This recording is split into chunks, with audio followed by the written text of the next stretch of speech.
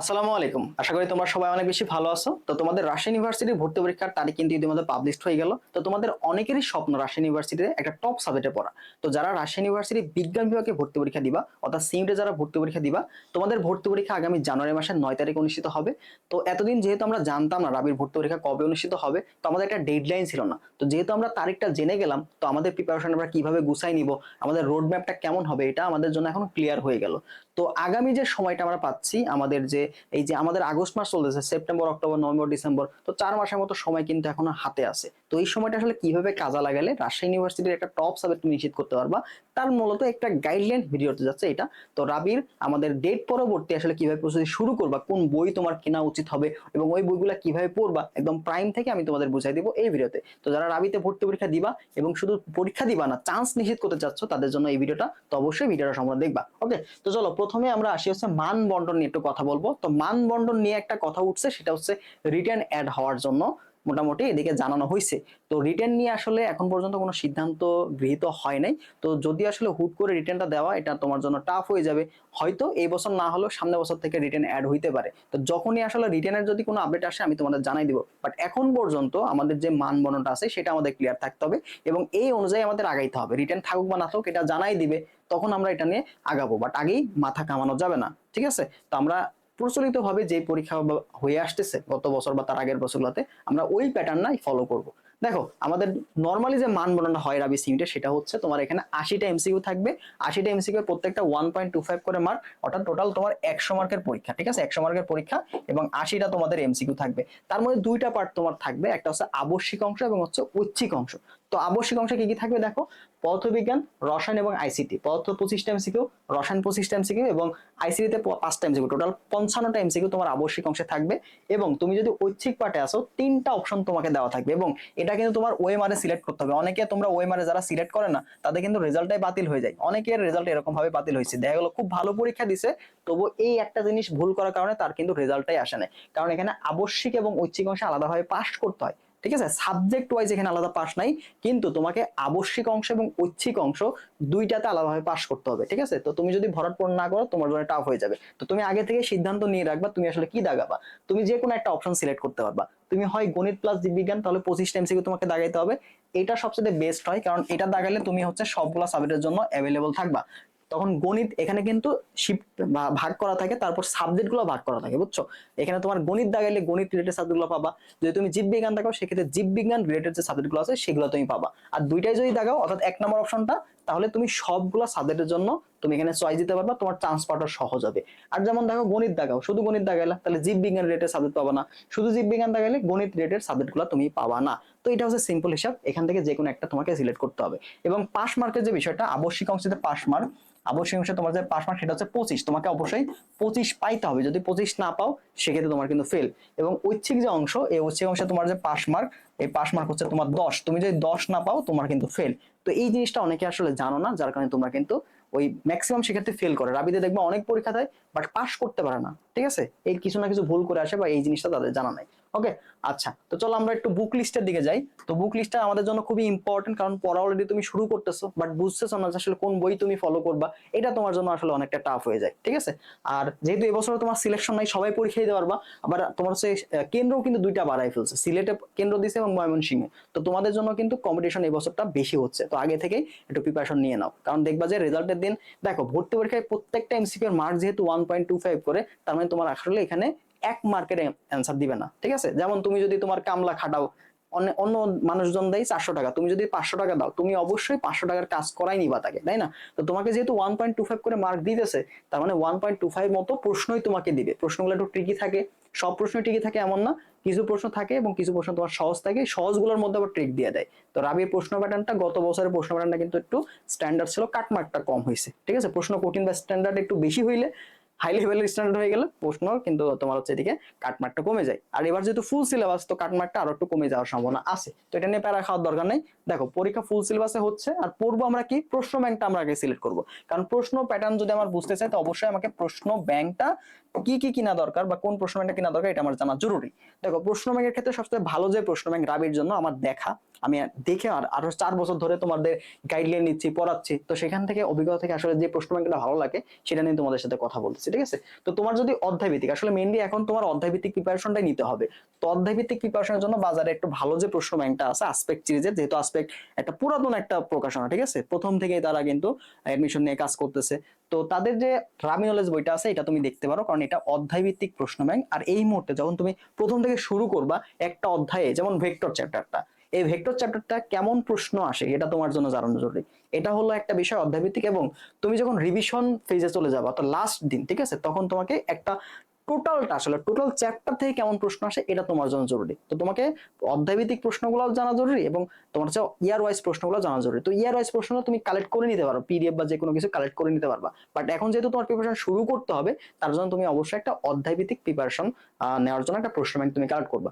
তো এটা যদি না পারো, যদি অনেকের ফিনান্সিয়াল প্রবলেম থেকে থাকে, তুমি কি করতে পারো, তুমি হচ্ছে একটা ভার্সিটি ক প্রশ্ন ব্যাংক নিতে পারো, যেখানে সকল ইউনিভার্সিটির প্রশ্নগুলো থাকে। এমনিতেও তোমার ভার্সিটি কম্পার্টমেন্টটা কিনতে হবে, ঠিক আছে? শুধুমাত্র রাবি নলেজ বা রাবি প্রশ্ন ব্যাংকটা পড়লেই তোমার জন্য এনাফ হবে না, তোমাকে অন্যান্য বিশ্ববিদ্যালয়ের প্রশ্নগুলো তোমাকে দেখতে হবে। অনেক সময় অনেক প্রশ্ন তুমি দেখবা যে জাবিতে হয়তো কিছু প্রশ্ন আসছে, টাইপ আসছে, ওই টাইপ থেকে একটা রাবিতে চলে আসছে, বা গুচ্ছ অধিভুক্ত একটা ইউনিভার্সিটিতে একটা টাইপ থেকে প্রশ্ন ছিল, ওইটা হয়তো রাবিতে চলে আসছে, বা রাবিতে একটা প্রশ্ন ওখানে চলে আসছে। তো এর জন্য আমাদের সকল ইউনিভার্সিটির প্রশ্নের টাইপটা জানা জরুরি। তো তুমি কি করবা, অবশ্যই একটা ভার্সিটি ক প্রশ্ন ব্যাংক তো তোমার মাস্ট লাগবে। দেখা গেলো রাবিতে চান্স নিলে তুমি তো গুচ্ছ টুচ্ছ দিবা, তাই না? তো ওর জন্য তোমাকে এই প্রশ্ন ব্যাংক নিতে হবে। যদি তোমার ফিনান্সিয়াল প্রবলেম থেকে থাকে, তুমি একবারে এই প্রশ্ন ব্যাংকটা নিয়ে নেবা, ভার্সিটি ক প্রশ্ন ব্যাংকটা। যেহেতু উদ্ভাসেরটা তুমি বাজারে পাবা না, পাইলে হয়তো দাম বেশি থাকতে পারে। তো তুমি এই যে আসপেক্টের একটা ভার্সিটি সলিউশন নামে একটা বই আছে, ভার্সিটি সলিউশন, তো ওইটার মধ্যে তোমার মোটামুটি, হ্যাঁ, মোটামুটি তোমার সবগুলা ইউনিভার্সিটির অধ্যায় ভিত্তিক প্রশ্ন ব্যাংকটা আছে, আমি দেখলাম, তো আমার কাছে ভালো লাগছে। তুমি চাইলে এই বইটা নিতে পারো, এখানে অধ্যায় ভিত্তিক দেওয়া আছে, ভার্সিটি ওয়াইজ আলাদা করে দেওয়া আছে, যদি তোমার ফিনান্সিয়াল প্রবলেম হয়। আর যদি ফিনান্সিয়াল প্রবলেম না থাকে, তো তুমি অবশ্যই একটা রাবি নলেজ প্রশ্ন ব্যাংকটা এই মুহূর্তে এখন থেকে শুরু করার জন্য এটা বেস্ট হবে। এবং লাস্টের দিকে তোমার এই যে অধ্যায় সাল ভিত্তিকটা হচ্ছে রিভিশনের জন্য। এই বইটা আমি কেন রাখছি, কারণ এই বই যে পান করি যে প্রশ্ন ব্যাংকটা, এটার যে ব্যাখ্যাগুলো কিন্তু অনেক সুন্দর করে গোছানো থাকে, ঠিক আছে, এটার ব্যাখ্যাগুলো অনেক সুন্দর করে গোছানো থাকে এবং অনেকগুলো প্রশ্ন দেওয়া থাকে, এটার জন্য পান করি আমি রাখছি। তো এটা শেষ মুহূর্তে তোমার রিভিশনের জন্য তুমি রাখতে পারো, এটা হচ্ছে পরীক্ষার 1 মাস আগে। বাট এখন থেকে শুরু করার জন্য রাবি নলেজ এই প্রশ্ন ব্যাংকটা তোমার লাগবে। তো এখন পড়বা কেমনে দেখো, আর মেইন বইয়ের একটু হিসাবটা বলে দিই, তারপর আমি প্রসেসটা আসি যে কিভাবে পড়বে একটা অধ্যায়। ঠিক আছে, দেখো, মেইন বইটা তুমি হচ্ছে ইসাক স্যারের ফিজিক্স বইটা মাস্ট রাখবে, কারণ এখান থেকে অনেক টপিক চলে আসে। তো ইসাক স্যারের বইটা মাস্ট রাখতে হবে। এবং বায়োলজির ক্ষেত্রে তোমাকে গাজী আজমল স্যার এবং আবুল হাসান, যেগুলো তুমি পড়ছো ওই বইগুলাই পড়ো। আর এক্সট্রা করে তোমার যে বইগুলো আছে, বাকি যে বইগুলো আছে, বাকি যে বই, ওই বাকি বইগুলোর অনুশীলনের প্রশ্নগুলো তুমি কালেক্ট করবে, ঠিক আছে? বাকি বইগুলোর অনুশীলনের প্রশ্নগুলো তুমি দেখবা, ব্যাস, তাহলেই তো আবার হয়ে যাবে। এরপরে রসায়নের জন্য মোটামুটি আমরা যে বইটা পড়ি, হাজারি নাকসারের বইটা, তোমরা যে বইটা পড়ো ওই বইটা মোটামুটি পড়লেই কভার হয়ে যাবে, ঠিক আছে? তো এবার আসলে একটা চ্যাপ্টার তুমি শুরু করবা কেমনে বা পড়বা কেমনে, তো তোমার প্রথম যে কাজটা ভাইয়া, আজ অধ্যায়ভিত্তিক প্রশ্ন ব্যাংকটা কেন পড়তে বললাম, দেখো, তুমি রাবি নলেজ বইটা কিনবা, ঠিক আছে? কেনার পরে তুমি একটা অধ্যায় সিলেক্ট করলা, ঠিক আছে? সাপোজ তুমি এখানে ভেক্টর চ্যাপ্টার সিলেক্ট করলা, ভেক্টর, ঠিক আছে, ভেক্টর চ্যাপ্টার সিলেক্ট করলা। তো ভেক্টর চ্যাপ্টার সিলেক্ট করার আগে তুমি দেখবা যে কোশ্চেন ব্যাংক অ্যানালাইসিস করে নেবে, ঠিক আছে? কোশ্চেন ব্যাংক অ্যানালাইসিস করে নেবে আসলে কোন কোন টপিক থেকে আমার প্রশ্ন আসছে, কোশ্চেন ব্যাংক অ্যানালাইসিস করে নিলা। এবার অ্যানালাইসিস করে যে টপিকগুলো তুমি পাচ্ছ, এই টপিকের ভাই তোমার কনসেপ্ট ক্লিয়ার করতে হবে। কারণ তুমি যদি কোশ্চেন ব্যাংক মুখস্থ করে যাও, তোমার কোনো লাভ নাই। তুমি মুখস্থ করে গেলে তোমার কোনো লাভ হবে না, 1 পয়সারও লাভ হবে না, ঠিক আছে? তুমি যদি বুঝে যাও, তাহলে তোমার জন্য চান্স পার। হয়তো তুমি কিছু প্রশ্ন দাগে আসতে পারো মুখস্থ করে গেলে, যেগুলো হুবহু কমন পড়বে, থিওরি প্রশ্নগুলা। গাণিতিক প্রশ্ন তোমাকে কখনোই মান সহ কমন দিবে না, গাণিতিক প্রশ্ন টাইপটা সেম রাখবে, কিছু না হলে মান চেঞ্জ করে দিবে, ঠিক আছে? তার মানে তুমি মুখস্থ করে গেলে তুমি হয়তো অল্প কিছু মার্ক পাবা, বাট এখানে তোমার পাস করা টাফ হয়ে যাবে। এর জন্য তোমাকে কনসেপ্টটা ক্লিয়ার করতে হবে, ঠিক আছে? তো তুমি কি করবা, কোশ্চেন ব্যাংক অ্যানালাইসিস করলা, কোন কোন টপিক থেকে প্রশ্ন আসছে, যেটা আমরা যে এক্সাম ব্যাচ রাখছি, রাবি সেন্টারের এক্সাম ব্যাচটা, এখানে কিন্তু আমরা অলরেডি তোমার টপিক অ্যানালাইসিস দিয়ে দিব, আমাদের পিডিএফ করাই আছে, আমরা এটা তোমাদের দিয়ে দিব। তুমি এক্সামে চ্যানেল করা মাত্রই তুমি কিন্তু এটা পেয়ে যাবা। রাবির জন্য একটা গুছানো রুটিন ওয়াইজ তুমি প্রিপারেশন নিতে পারবা। আসলে অ্যাটলিস্ট তোমার একজন মেন্টরের আন্ডারে থাকা উচিত, ঠিক আছে, যে অভিজ্ঞ, যে অ্যাডমিশন নিয়ে কাজ করতেছে। তুমি যদি এরকম একজন থাকো আমার কাছে, তুমি যদি রাবি নিয়ে যে কোনো প্রশ্ন করো বা কিভাবে পড়বো, কোন বইগুলো পড়বো, আমি কিন্তু অনায়াসেই তোমাকে একটা গাইডলাইন দিতে পারবো। কারণ বিগত 4-5 বছর ধরে আমি এগুলো কিন্তু করতেছি, মেন্টর করতেছি, পড়াচ্ছি, ঠিক আছে? তো এই জিনিসটা আসলে তোমার বোঝা উচিত। অ্যাটলিস্ট কিছু টাকা যদি তোমার কাছে থাকে, যেমন আমরা দেখো এই প্রশ্ন ব্যাংকের পিডিএফ গুলো, এগুলো পিডিএফ কিন্তু আমি তোমার এক্সাম বেসে দিয়ে দিব। যদি এক্সাম বেসে ভর্তি হও, তো ওই টাকার মধ্যেই তোমার যদি পিডিএফ পড়ার মতো অবস্থা থাকে, যদি বই কেনার সামর্থ্য থাকে, আমরা কিন্তু পিডিএফটা এই এক্সাম বেস গুলোতে দিয়ে দিই, ঠিক আছে? সেগুলো পড়েও তোমার কিন্তু কভার হয়ে যাইতে পারে।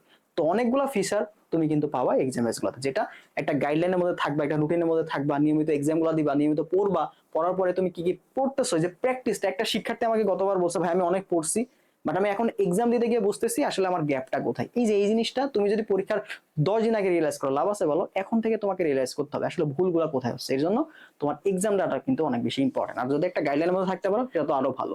তো দেখো একটা অধ্যায়ের টপিক গুলো ভাই তুমি কনসেপ্টটা ক্লিয়ার করবা, এবং কনসেপ্টের জন্য তুমি তখন এই যে মেন বইটা দেখবে। এর জন্য আমরা কি রাখছি, মেন বইটা রাখতেছি। মেন বই থেকে একদম তোমার মেন বই যে তুমি এ টু জেড তো পড়তে পারো, মেন বই এই যে ইসাকের বই তোমাকে যদি বলে এ টু জেড পড়ো, পারবা? পড়বা না। তো তুমি কি করো, মেন বই থেকে শুধুমাত্র রাজশাহী ইউনিভার্সিটির টপিক গুলো থেকে আসছে টপিক গুলো তুমি পড়বা। যেমন ফিজিক্সের ক্ষেত্রে তুমি কি করবা, ইসাক স্যারের বই থেকে তুমি অবশ্যই সূত্রগুলো দেখবা, মাত্রাগুলো দেখবে, এগুলো তো ভাই বই থেকে দেখতে হবে, তাই না? অথবা তোমার কোশ্চেন ব্যাংকে দেওয়া আছে, তুমি যে কোনো এক জায়গা থেকে ওই টপিকগুলো দেখো, যেগুলো কনসেপ্ট দরকার, যেগুলো তোমার কনসেপ্ট, বড় একটা টপিক কনসেপ্ট দরকার, সেগুলো তোমার জানতে হবে। যেমন জড়তার ভ্রামক সম্পর্কে তোমাকে বললাম, তো জড়তার ভ্রামকটা সম্পর্কে একটু বই থেকে দেখে নিলা, তাই না? তো এরকম ভাবে যে যে টপিকগুলোতে সমস্যা আছে, ডট গুণ সম্পর্কে তোমার একটু জানা দরকার, তুমি বই থেকে দেখে নিলা। তো বই থেকে তোমার কনসেপ্টটা ভালো মতো ক্লিয়ার হবে, ঠিক আছে? টপিকটা তুমি সিলেক্ট করে বই থেকে পড়লা, এরপরে তুমি প্রশ্ন ব্যাংকটা নিজে নিজে সলভ করো, ঠিক আছে? প্রশ্ন ব্যাংকটা তুমি হচ্ছে নিজে নিজে সলভ করবে। একটা টাইপের প্রশ্নগুলা টাইপের আন্ডারে টাইপ ওয়াইজ ভাগ করে নিবা, ঠিক আছে? একটা টাইপের আন্ডারে 2-3টা প্রশ্ন সলভ করলা, বাকি প্রশ্নগুলো তুমি দেখে নিলা। 2-3টা প্রশ্ন খুব সিরিয়াসলি নিজে সলভ করলা, খাতায় লিখে লিখে, দেন বাকি প্রশ্নগুলো তুমি চোখ বুলাই না, তাহলে তোমার কিন্তু অনেকটা কভার হয়ে যাবে। তো রাবির প্রশ্ন ব্যাংকটা সলভ করার পরে তুমি হচ্ছে ভার্সিটি ক যে প্রশ্ন ব্যাংকটা আছে এটা তুমি দেখবা। তো অনেকে বলতে পারে ভাই অনেক তো পড়া লাগতে পারে, হ্যাঁ অনেক পড়া লাগবে, বাট তোমাকে যখন তোমার কনসেপ্ট ক্লিয়ার হয়ে যাবে, তোমার তো সবগুলা প্রশ্ন ভাই দেখে দেখে সলভ করা লাগবে না, লিখে লিখে সলভ করতে হবে না। তুমি একটা টাইপের আন্ডারে 2-3টা সলভ করলা, দেন আর একটা টাইপ দেখলা, এইভাবে এইভাবে তুমি ইম্পর্টেন্ট কিছু প্রশ্ন সিলেক্ট করলা। তোমার প্রশ্ন আছে 200টা, তোমার 200টা সলভ করতে হবে না, তুমি একটা টাইপ ভাগ করে নাও, ভাগ করে সেখান থেকে তুমি হচ্ছে 100টা প্রশ্ন সলভ করো, 50% প্রশ্ন তোমার কমে গেল। বাকি প্রশ্নগুলো তুমি দেখো যে অন্য কোনো ভিন্ন প্রসেস থাকতেছে কিনা, ঠিক আছে? এভাবে তুমি দেখো। তো এই কাজটা তুমি করবা, প্রশ্ন ব্যাংকটা একটু নিজে নিজে সলভ করার ট্রাই করবা। কনসেপ্টটা ক্লিয়ার যখন হয়ে যাবে, সূত্রগুলো তুমি যখন জানো, তখন বিগত বছরের প্রশ্নগুলো তুমি একটু নিজে নিজে চেষ্টা করো, সূত্র বইটা ঢাকবা, উত্তরটা ঢাকবা, উত্তর ঢেকে দেখো নিজে যে ট্রাই করতে পারতেছোই না। হয়তো তুমি প্রথমবার দেখে নিলা, একবার তুমি প্রশ্নটা দেখলা, দেখে পরবর্তীতে ওই প্রশ্নটা তুমি নিজে সলভ করার চেষ্টা করো। তো টাইপ ওয়াইজ প্রশ্নগুলো যদি ভাগ করে ফেলতে পারো, বোঝার চেষ্টা করতে পারো যে এই টাইপের প্রশ্নগুলো তোমার জন্য কিন্তু বেটার হবে, ঠিক আছে? তো প্রশ্ন ব্যাংকের আগে দেখবা সূত্রগুলো সুন্দর মতো দেওয়া আছে, সাজানো আছে, তো এই সূত্রগুলো ভালো করে পড়ে নিলে আগে, ঠিক আছে? কোনটা কি বোঝাচ্ছে, বেসিকটা বোঝার জন্য তুমি বইটা দেখতে পারো যে আসলে এই বই থেকে আমার এটা কি বোঝাচ্ছে। তো এইভাবে যদি কনসেপ্টটা ক্লিয়ার করে আগাইতে পারো প্রথম থেকে, তো তোমার জন্য বেস্ট হয়। এই যে ভেক্টর দিয়ে শুরু করলা, নিউটনের বলবিদ্যা ভাবে পড়লা, গুণগত রসায়ন ভাবে পড়লা, কোষগত মানে বায়োলজি ভাবে পড়লা, তো প্রত্যেকটা সাবজেক্ট যদি তুমি এভাবে পড়তে পারো, কোশ্চেন ব্যাংক অ্যানালাইসিস করলা, প্রথমে টপিক গুলা কি কি আসছে ওইগুলো দেখলা, মেন বই থেকে পড়ে নিলা, কোশ্চেন ব্যাংক সলভ করলা, ইনশাল্লাহ দেখবা খুব ভালো একটা প্রিপারেশন হয়ে যায়। বারবার যদি হয়ে যাইতে পারো খুবই ভালো হয়। এরপর তুমি পড়াশোনা শেষ, এবার তোমার প্র্যাকটিসের দরকার আছে, সেলফ স্টাডি। এই যে তুমি প্রশ্ন ব্যাংক তুমি তো ঢেকে রাখলা, তুমি তো একবার দেখেছো, দেখে দেখে প্র্যাকটিস হয়ে গেল, বাট তুমি যখন এক্সাম গুলা দিবা তখন তোমার কিছু তুমি নিজে যে ট্রাই করতেছো, নিজে সলভ করছো একটা নির্দিষ্ট সময়ের মধ্যে, এটা কিন্তু মেস। দেখো অ্যাডমিশনে তুমি কতটুকু জানো এটা কিন্তু মেইন ফ্যাক্ট না, তুমি কতটুকু ডেলিভার দিতে পারতেছো পরীক্ষার হলে, এইটা তোমার কিন্তু আসলে কাউন্ট হবে যে তুমি চান্স পাবা কি পাবা না, ঠিক আছে? কারণ তুমি অনেক জানো, অনেক শিক্ষার্থী দেখো অনেক কিছু জানে, বাট পরীক্ষা হলে গিয়ে ব্লাঙ্ক হয়ে যায়, তার মাথার কাজ করে না। এরকম অনেক শিক্ষার্থী আছে, ঠিক আছে? এরকম অনেক শিক্ষার্থী প্রতি বছর এরকম শিক্ষার্থী আমরা পাই, দেখি। বুঝতে পারছো? তো তুমি জানতেছো কত এটা ইম্পর্টেন্ট না, তুমি কতটুকু পরীক্ষার হলে দিয়ে আসতে পারছো। এই জন্য তোমার আগে থেকেই তুমি যা পড়তেছো, একটা অধ্যায় পড়লা, তুমি হচ্ছে এক্সাম, তুমি অনেকেই এখন রুটিন ফলো করতে পারবে না, বাট আমরা দেখো এক্সামের সাথে রুটিনটা দিয়ে দিলাম, ওই রুটিনটা ফলো করে তুমি পড়লা, দেন রাতে তুমি এক্সামটা দিলা বা সকালে তুমি এক্সামটা দিলা, তো অধ্যায়ের সম্পর্কে তোমার ধারণাও হলো, পরীক্ষার হলে নেগেটিভ মার্কিংটা কেমন হবে, কন্ট্রোলে আসতেছে কিনা তুমি জানতে পারতেছো। আবার আমাদের যে কোথায় কোথায় গ্যাপটা আছে এটা তুমি বুঝতে পারছো, এটা তোমার জন্য কাজে দিবে। তো প্রসেসটা হচ্ছে question bank analysis, concept clear করো, সেলফ প্র্যাকটিস এবং এক্সাম। তো এইভাবে যদি আগাইতে পারো প্রতিদিন, তুমি ইনশাল্লাহ টপ করে ফেলবা, টপ করবা। লাস্ট 3 মাস তোমাকে আগাইতে হবে, ঠিক আছে? এবং আমাদের প্রিপারেশন যে ডেডলাইনটা ফিক্স করতে হবে, দেখো তুমি অবশ্যই ডেডলাইনটা ফিক্সড করবে কত, নভেম্বরের মধ্যে, ঠিক আছে? নভেম্বর, তো নভেম্বরের মধ্যে তোমার সিলেবাসটা শেষ করতে হবে। এবং আমাদের ডিসেম্বর যেটা আছে, ডিসেম্বর হচ্ছে আমাদের রিভিশন ফেজ, ঠিক আছে? ডিসেম্বর হচ্ছে আমাদের কি ফেজ, ডিসেম্বর হচ্ছে রিভিশন, আমরা ফুল রিভিশন দিব, আমরা ফুল রিভিশন দিব। আমাদের এখানে আমরা জাস্ট ইম্পর্টেন্ট টপিকগুলো বারবার রিভিশন দেওয়ার চেষ্টা করবো, যদি এভাবে আগাইতে পারো তোমার জন্য বেস্ট হবে, ঠিক আছে? নভেম্বর পরের মধ্যে তুমি যেভাবে পারো ভাই সিলেবাসটা শেষ করো, নভেম্বরের মধ্যে সিলেবাসটা শেষ করো, দেন তুমি ডিসেম্বর থেকে রিভিশন দাও। তো আমাদের এক্সাম ব্যাচে আমি রুটিনটা ওভাবেই করবো, যেন নভেম্বরের মধ্যে আমাদের সিলেবাস শেষ হয়ে ডিসেম্বরের মধ্যে আমরা paper final, subject final, model test এছাড়া রিভিশন যে এক্সামগুলো আছে সেগুলো তোমাদের জন্য নিতে পারি, ঠিক আছে? 2-3টা অধ্যায় করে নিলাম, এক্সামগুলো রিপিটেড করলাম। তো এই কাজটা করলে তোমার জন্য বেটার হবে আই থিঙ্ক, ঠিক আছে? তো এর জন্য নভেম্বরের মধ্যে একটা ডেডলাইন, তুমি ডেডলাইন ফিক্সড করো ভাই, তোমার শেষ হোক বা না হোক, তোমার তুমি 1 মাস হাতে রাখো, তুমি যদি টার্গেটে রাখো ডিসেম্বরের মধ্যে, তাহলে তো ভাই তোমার শেষ হবে না। তুমি 1 মাস হাতে রেখে তোমার ডেডলাইন ফিক্স করো, যেন কিছু অর্ধেক বাদ থাকতেই পারে, স্বাভাবিক। তোমার 70% বা 80% শেষ হলো, বাকি 10%, 100% দরকার নেই। চান্স পাইতে তোমার 60% সিলেবাস শেষ হয়ে তুমি যদি পরীক্ষা হলে দাগায় আসতে পারো, তাও তোমার চান্স হবে, ঠিক আছে? তো ডিসেম্বরটা তুমি হাতে রাখবা রিভিশনের জন্য, যদি 2-3 রাতে বাকি থাকে তুমি এটা শেষ করলা, বাট নভেম্বরকে তোমাকে ডেডলাইন ফিক্স করতে হবে। নভেম্বরের মধ্যে আমি সিলেবাস শেষ করব, এটা হচ্ছে আমার ডেডলাইন, ঠিক আছে? এটা তুমি টেবিলের সামনে টাঙায় রাখবা। যদি পারো এইভাবে, তাহলে দেখবা খুব দ্রুত তোমার সিলেবাসটাও শেষ হচ্ছে, একটা গোছালো প্রিপারেশনও তুমি নিতে পারতেছো, ঠিক আছে? ওভারঅল সব মিলাই তোমার কিন্তু ভালো হবে। আর রাবি এক্সাম ব্যাচে তুমি যদি যুক্ত হতে চাও, কমেন্ট বক্সে আমাদের লিংক দেওয়া থাকবে, বিস্তারিত দেখো, দেখে যদি ভালো মনে হয়। এছাড়া এখানে ডেমো এক্সামটাও দেওয়া আছে, তুমি ওখানে ডেমো এক্সামটা দাও, দেওয়ার পরে তুমি কিন্তু ভালো মতো প্রিপারেশন নিতে। আবার এখানে কিন্তু তুমি চাইলে ওএমআরও এক্সাম দিতে পারবা, ঠিক আছে? ওএমআর আমি এক্সাম ব্যাচের ডিটেইলসটা আরেকটা ভিডিওতে তোমার বুঝাই দিব, তুমি দেখে নিও, ঠিক আছে? আমাদের ইউটিউব বা পেজ থেকে দেখে নিও। আর এটা বিস্তারিত জানতে আমাদের হোয়াটসঅ্যাপে যোগাযোগ করবা, তাহলে আমি তো তোমাকে ডিটেইলস জানাই দিতে পারবো। ওকে, ভালো থাকো সবাই। যা প্রসেসটা বললাম সেটা একটু ফলো করবা। বইয়ের দিকে যদি আবার বলি, তোমার কাছে যদি টাকা পয়সার সমস্যা থাকে, তুমি একবারে ভার্সিটি ক প্রশ্ন ব্যাংক এইটা নিয়ে নাও, ঠিক আছে? এখানে যেহেতু অধ্যায়ভিত্তিক প্রশ্নগুলো থাকে। আর যদি টাকার সমস্যা না থাকে, সেক্ষেত্রে রাবি নলেজ এবং ভার্সিটি ক প্রশ্ন ব্যাংকটা তুমি কালেক্ট করবা। ওকে, আর আমাদের এক্সাম ব্যাচে যারা যুক্ত হবে তাদের আমরা পিডিএফটা দিয়ে দিব। ওকে, আর টপিক অ্যানালাইসিস গুলো তোমাদের দিয়ে দিব, অধ্যায়ভিত্তিক কোন টপিক গুলো থেকে প্রশ্ন আসছে একদম সাল পাশে লেখা থাকবে, টপিক গুলো পাশে লেখা থাকবে, এইভাবে অ্যানালাইসিস করা রেডি আছে। তো তুমি ভর্তি হলে কিন্তু এই জিনিসটা পেয়ে যাবা। ওকে, এই কাজটা করার মেইন বইটা অবশ্যই পড়তে হবে তোমাকে, কনসেপ্ট। মেইন বই বাদেও তুমি যদি অন্য বই, সহায়ক বই পড়তে পারো, ভাই তোমার যদি টাকা থাকে তুমি আরো অনেকগুলো বই কিনতে পারো, ঠিক আছে? যেমন আসপেক্ট তোমার হচ্ছে আসপেক্ট ম্যাথ, আসপেক্ট ফিজিক্স, এগুলো তুমি কিনতে পারো, ঠিক আছে? বাট একটা বই খুব ভালো করে শেষ করবা। একটা বই তোমাকে টার্গেট রাখতে হবে, একটা বই খুব ভালো করে শেষ করলেই তোমার চান্স হবে। অনেক বেশি বই কেনার দরকার নেই, একটা বই খুব ভালো মতো পড়লেই হবে। তোমার বেসিকে তো সমস্যা হলে তুমি আসপেক্ট ম্যাথ থেকে টাইপ ওয়াইজ প্রশ্নগুলো দেখলা, ঠিক আছে? বা এগুলা আমার মনে হয় না এটা দরকার হবে। তুমি ভার্সিটি ক প্রশ্ন এটা তুমি টাইপ ওয়াইজ সলভ করলে মোর দেন এনাফ হবে, ঠিক আছে? এই কাজটা তুমি করো। ওকে, তো আমাদের শুধুমাত্র এটাই শেষ ভিডিওটা না, আমরা পরবর্তী র্যান্ডমলি ভিডিও দিব। তুমি জাস্ট শুরু করো, বইগুলো কালেক্ট করে যেভাবে বললাম এভাবে তুমি শুরু করে দাও। আর এক্সাম ব্যাচের ডিটেইলস আমি কমেন্ট বক্সে দিয়ে রাখছি, সেখান থেকে তুমি দেখে ভর্তি হয়ে যেতে পারো। ওকে, ভালো থাকো সবাই, দেখা হবে পরবর্তী ভিডিওতে। আর কোনো প্রশ্ন থাকলে কমেন্ট করতে পারো। আল্লাহ হাফেজ।